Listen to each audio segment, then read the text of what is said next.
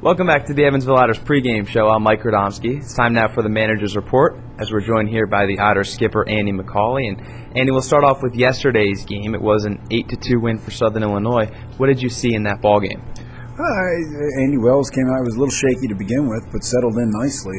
Pitch count was a little high, so we only gave us 4 innings, and we had to turn it over to Penn. And our Penn's been taxed the last couple of games. A doubleheader on Saturday in Florence, and we were a little bit tired down there. We really didn't have a full bullpen to work with. But, it was a good game. It was a 3-1 game going into the 7th, and we didn't make a play in the field, which opened up the doors a little bit. And then, we just got to do a better job offensively. We had our chances, bases loaded, 1 out, and just didn't get the big hit again. But, we're getting better and better. It's just, a slow process, and unfortunately the results have been the same.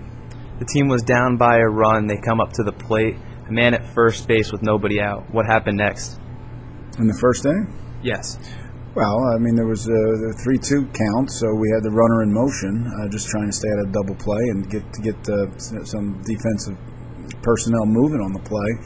It was a call that the umpire made. He thought that there was interference with the batter, with the catcher. The catcher airmailed it to center field, and in that case, when it's a swinging strike 3 on the batter with interference, the runner is out as well. So it's a judgment call by the umpire. He thought he saw interference. I obviously didn't, but that was the difference of the opinion. But that is the rule, and unfortunately, that caused double play for us in that spot.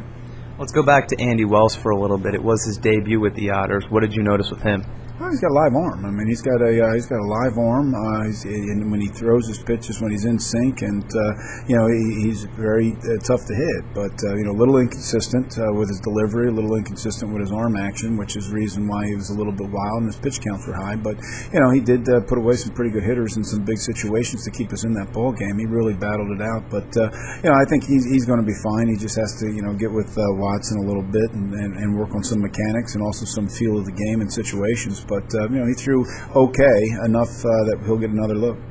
You mentioned Rob Watson, the pitching coach, now back with the Evansville Otters. What does it mean to this team to have him there? J.R. did a great job filling in the meantime, and he's still a big part of what we're doing here. But Watson being out there and being able to do a lot of the early work and really spend every minute with just the pitchers is going to be useful, and also keep on him as far as the workouts and when we do the fundamentals, that he can go back out and have meetings with the pitchers and also do things like that. But it's having him here. He's going to be a great manager someday. He's got a good read on and good feel for the flow of the game and what's going on. So it's good to have him working with the pitchers. It's also nice to have him in the dugout while we're hitting with Neb out at first or JR out at first. Andy McCauley joining us here on the manager's report. How about your offense yesterday? What did you see against Ryan Bird? No, he's a tough pitcher. His ERA numbers, and he's pitched well in the league the last couple of years. He's a guy that I wanted when I was still in the Northern League, so he's definitely capable of pitching at a higher level. He threw the ball well. Around the zone, got himself in trouble with a few walks that inning, and we just didn't cash in on him. But they made a big play, and we got in that situation. So he threw the ball well. We had a little better approach. We had a few more hits. We had a few more situations offensively to deal with. And, slowly but surely, those hits will start falling in for us. Vinnie Scarduzio yesterday, 1 for 4. We've seen you're working with him during batting practice. What are some of the things you're working on? It's more approach and bat path right now. I think he got himself in a little bit of a loopy habit, looping his bat head through the zone, and you just don't hit for power that way. I think he's got to be more directly to the ball, and our consultant in here, Mal Fishman, did a great job working with him there and noticed something in his swing, and we got something straightened out, and he feels a little more comfortable doing it. We'll see if it turns into hits or at least driving the ball as opposed to and it's also going to cut down the strikeout numbers as well. He's got a more direct path to the ball with his bat head. Andy McCauley joining us here on the Evansville Otters pregame show. You faced Southern Illinois yesterday for the first time this season. What were some of your initial impressions with them?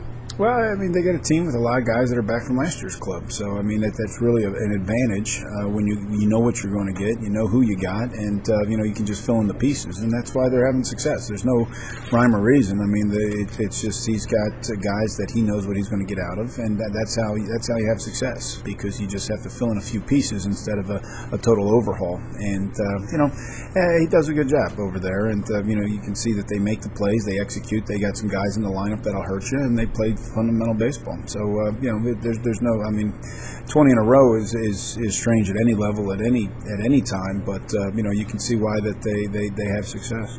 And finally, Chad Edwards on the mound, making his first start since River City last week. Yeah, Chad threw well against River City. Got us deep into that game. I think he gave up two two-out knocks, which scored runs for River City, and the other one was a well-struck ball for a double, and then two chinkers that fell in. Those are the 3 runs he gave up. We just didn't mount enough offense for him, but he threw real well his last time out. Hopefully he can do the same tonight. Andy, thanks again for joining us, and best of luck tonight against the Miners. All right, thanks, Mike. That was Andy McCauley, the Otters manager. We'll be right back on the Otters pregame show right after this.